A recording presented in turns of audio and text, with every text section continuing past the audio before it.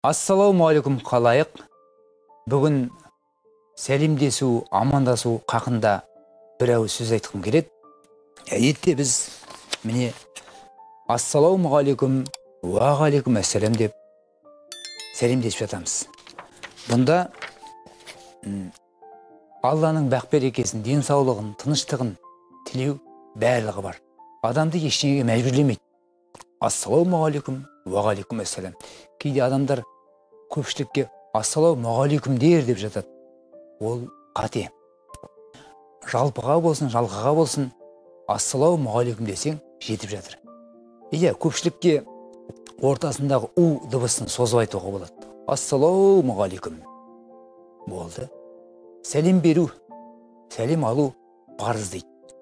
Сол міндеттен осылай амандасу арқылы құтылуға болады. Енді осы түркінде бізде былай да амандасатындар түрі бар. Көрініп тұр ма? Сәлеметсіз бе? Сәлеметсіз бе? Арма деген сияқты. Армысыз деген. Бұлай сәлемдесу қате. Және байқап тұрғандарыңыздай, бұның барлығында да сұрақ бар. Адамнан бірдеңе сұрайды. Негізі сәлемдесу, Алланың сәлем беру, адамды ештеңеге мәжбүрлемеу керек. Сәлемдестің, болды. Міндетінен құтылдың. Ал мынада саламатсыз ба? Түсініксіз. Сәлеметсіз бе? Жұмсартып айтады, түсініксіз.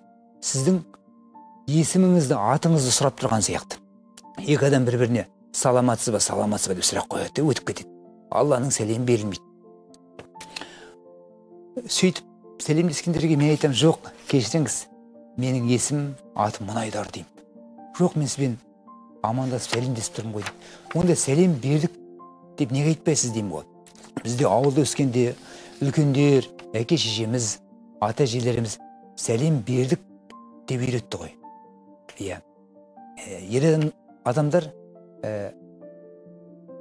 әйел затына, ана әжелерімізге, апаларымызға сәлем бердік деп амандасамыз.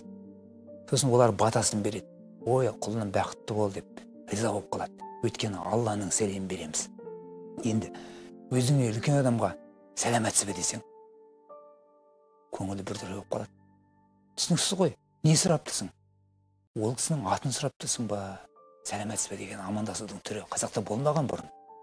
Бәрімізді төрт құбыламызда, қазақтың төрт тарабында негізі сәлем бердік деп амандасқан. Тек қана батыста емес. Бұл жаңағы отарлау саясатына байланысты көрісу айт сияқты жойылып кеткен. Қазір барлығы орыстың кагдаласы деген аудармасы сияқты сәлеметсіз бе дейді. Алланың сәлем берілмейді. Енді оны қойып біреулер айтады, арма деп амандасайық дейді. Армысыз деп. Онда да сұрақ белгісі бар. Сенің қал жағдайын сұрау түріндегі амандасуыңыз ассалаумағалейкумнен кейін кету керек. Болмаса сәлем бердіктен кейін. Егер жасыңыз кіші болса, жаңағы апаларымызға, әйел затына сәлем бердік деп сәлем десесіз. Енді жасыңыз үлкен болса, онда сәлем бердім деп амандасасыз. Сәлем бердім деп Алланың сәлем беріп тұрасыз. Осыны қаперлеріңізге салғым келеді.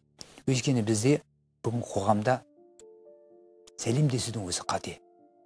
Жаңағы большевиктік партияның сол одан ілгері патша үкіметінің әсері де бар шығар. Бірақ біз күні кешеге дейін сәлем бердік деп келдік қой. Неге? Қалаға келіп барлығы сәлеметсіз бе дейді. Әсіресе мектепте оқушылар, мұғалімдеріне сәлеметсіз бе дейді.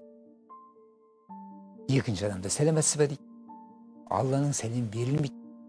Бір-бірімен іс жүзінде сәлемдеспейді. Бір-бірінен бірдеңе сұрайды, оған жауап қатпайды. Сондықтан сәлем сөздің анасы дейді. Сөздің анасына зиян келтірмейік.